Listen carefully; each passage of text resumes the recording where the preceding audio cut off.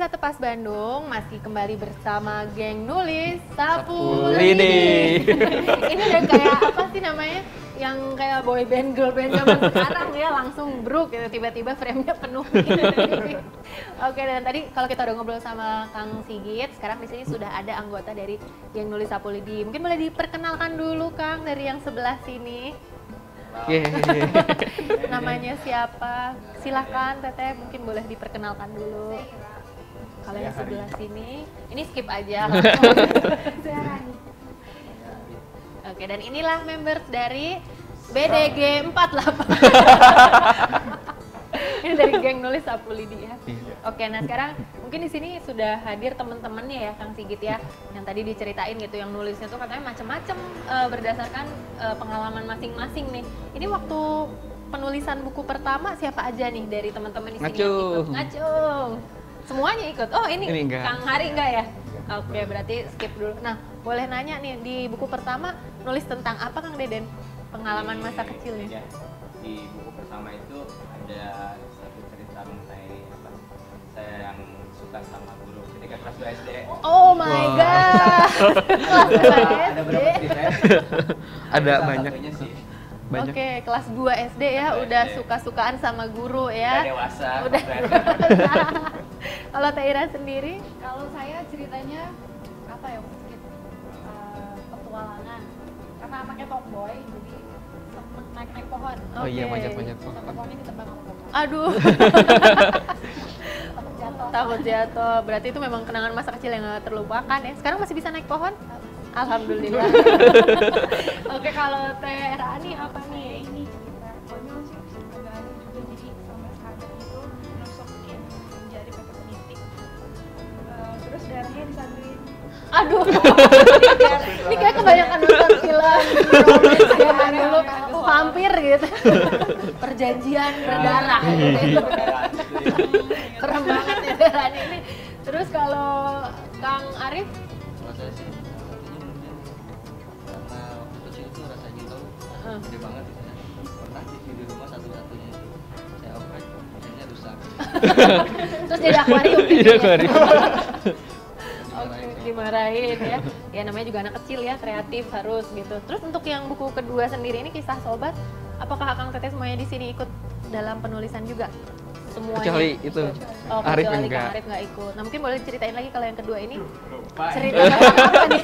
Saking banyaknya. Saking Ada banyak. sih, pokoknya salah satunya ya ketika saya masuk di satu komunitas seni juga di Bandung, dalam ada di situ, ada baik, ada semuanya ada di situ. Itu jadi pengalaman yang bonding erat gitu ya, persahabatan. Kalau Teh Ira sendiri? Kalau saya ceritain ada teman, jadi baru ketemu, tapi jadi lebih kepada saya merasa dia sebagai teman yang istimewa karena sama-sama cewek sih ya, cuman bukan pacaran ya. Gitu Iya. Cuman karena memang orang kan ada yang bilang kita tahu teman itu ketika mereka ada di saat kita susah juga nih gitu. Nah, teman ini adalah justru yang ada ketika saya susah. Saya waktu itu lagi kondisinya kurang baik, lagi berjuang lah istilahnya ya. Dan dia itu selalu ada di situ sampai ketika saya sudah menyerah, saya udah nggak mau lagi berjuang, justru dia yang mendorong saya. Mungkin kalau dia waktu itu nggak bawel banget sama saya, mungkin saya juga nggak di sini sekarang. Berarti sangat berarti banget gitu ya, sahabat itu buat Teh Ira ya. Oke, kalau Akang gimana nih ceritanya nih? Pengalaman pribadi saya sama sahabat saya pada saat Cewek cowok nih? waktu kuliah, jadi sahabat saya itu dia bilang ke saya kalau nanti umur saya 27 tahun kamu harus nikahin saya ya, gitu kan. Akhirnya ya saya daging juga sih, detik-detik ini dia Mau ditagih janji Oh, ya? ditagih janji. gitu. Akhirnya ya udah. Ya kita doakan saja ya Amin. teman-teman di sini dan pemirsa, moga jodoh gitu. Amin. Nanti jadi sinetron ya. Oke, mungkin kalau Teteh Saya bisa di skip nggak, soalnya aib. aib ya? Nggak boleh semua cerita. Harus cerita pokoknya. Jadi waktu itu kejadiannya di warteg kan.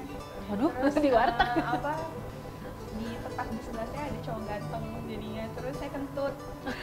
Nah kan malu kan, di sebelah kiri saya ada cowok ganteng, di sebelah kanan saya ada teman sahabat saya sendiri, jadi saya nyalahin dia. Jadi si cowoknya nganggapnya dia yang gendut dan semua ketawa di situ. Jahat. Aib ya jadi ya. Menuduh orang lain ya. Tapi saya kentut. Aibnya keluar lah, nggak apa-apa di warteg ya, itu hak umum.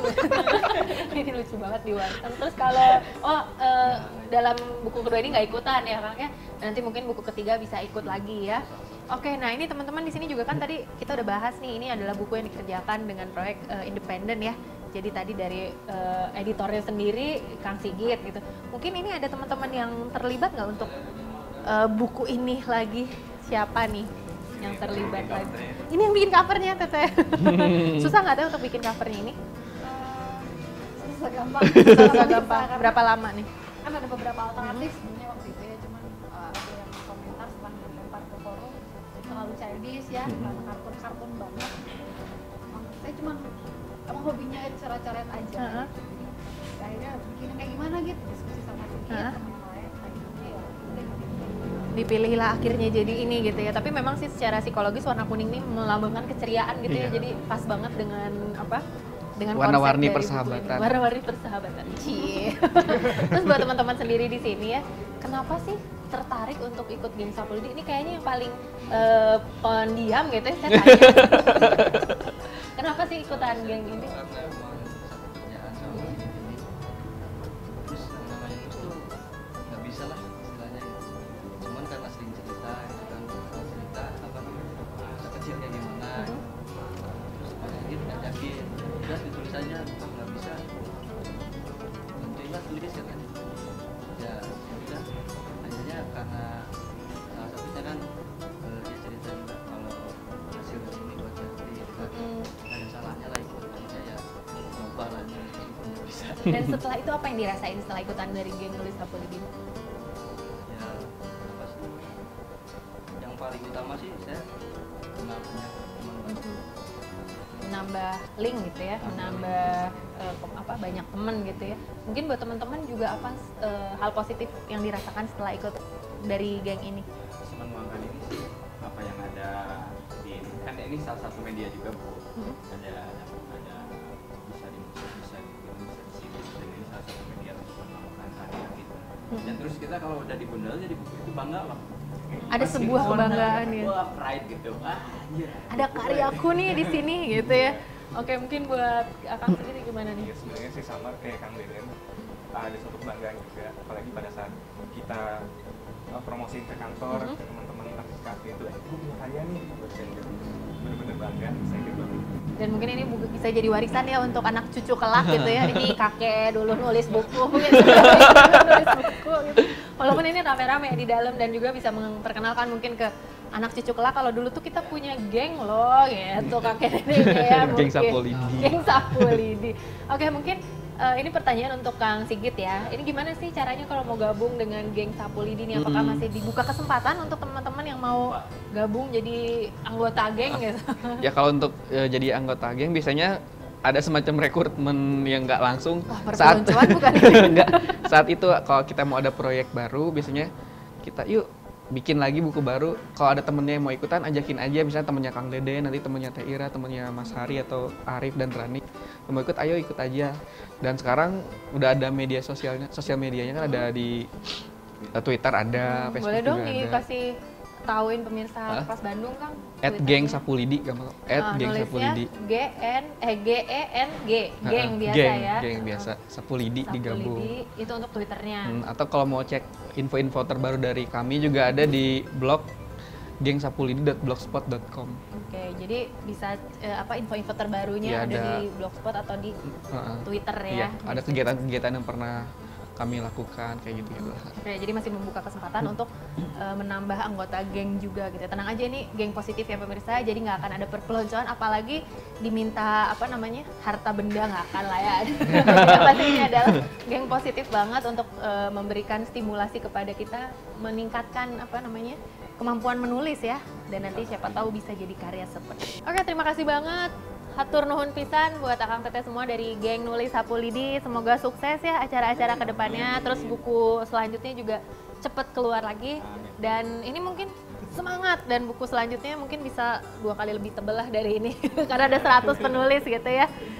Dan mungkin untuk teman-teman juga yang pengen gabung, silahkan aja langsung tadi diintip aja ke Facebooknya atau mungkin ke Twitter ya @gengsapulidi ya bener ya @gengsapulidi, dan juga blogspotnya. Nanti bisa lah lihat-lihat di sana gimana caranya untuk gabung menjadi salah satu anggota geng ini. Oke teman-teman, kalau gitu terima kasih banyak. Saya pamit dulu, terima kasih udah bisa ngobrol-ngobrol, semoga tambah keren tulisannya. Kita ketemu lagi pemirsa Tepas Bandung di episode selanjutnya, yang pasti akan menampilkan narasumber yang tidak kalah memberikan kita banyak informasi dan juga memberikan kita banyak sekali pengalaman seru yang kita belum tahu sebelumnya. Begitu saya pamit, wassalamualaikum warahmatullahi wabarakatuh.